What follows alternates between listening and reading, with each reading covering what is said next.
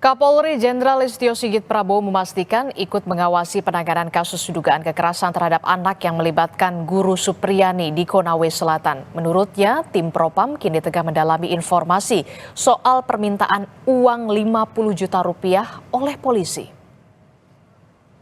Kapolri mengaku upaya mediasi yang tengah dilakukan belum mencapai kesepakatan. Polri pun tengah berkoordinasi dengan PGRI untuk mencari solusi penanganan kasus.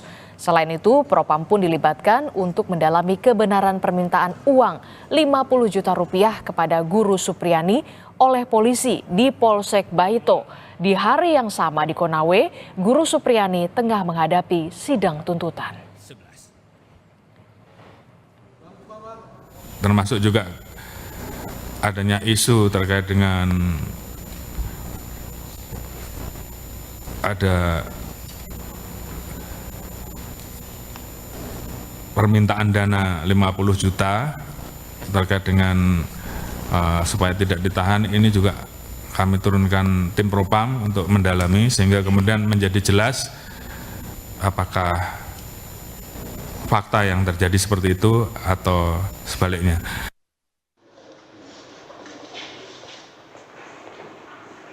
Guru Supriyani tiba di Pengadilan Negeri Andolo sekitar pukul 8.30 WITA bersama kuasa hukum dan didampingi suami serta keluarganya.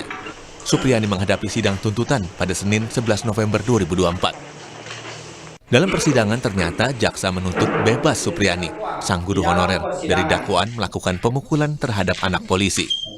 Menuntut terdakwa Supriyani SPD binti Sudiharjo lepas dari segala tuntutan hukum atau masalah Polri terhadap terdakwa Supriyani SPD binti Sudiharjo sebagaimana dakwaan melanggar 1 pasal 80 ayat 1 Yunto pasal 76 huruf C Undang-Undang Republik Indonesia nomor 35 tahun 2014 tentang perubahan atas Undang-Undang 23 tahun 2002 tentang perlindungan anak sebagaimana telah diubah menjadi Undang-Undang nomor 17 tahun 2016 tentang penetapan pemerintah pengganti Undang-Undang nomor 1 tahun 2016 tentang perubahan kedua atas Undang-Undang nomor 23 tahun 2002 tentang perlindungan anak sebagaimana surat dakwaan. Mendengar tuntutan bebas, jaksa penuntut umum Supriyani mengaku senang serta kembali mengatakan bahwa tidak ada pemukulan sama sekali. Gimana, Bu? Senang, alhamdulillah, mudah-mudahan itu bisa Divonis bebas. divonis bebas. Tapi tetap akan firm ya kalau tidak memukul, Bu ya. Tidak memukul. Tidak memukul tetap. Yang penting tidak memukul itu aja. Iya. Itu aja.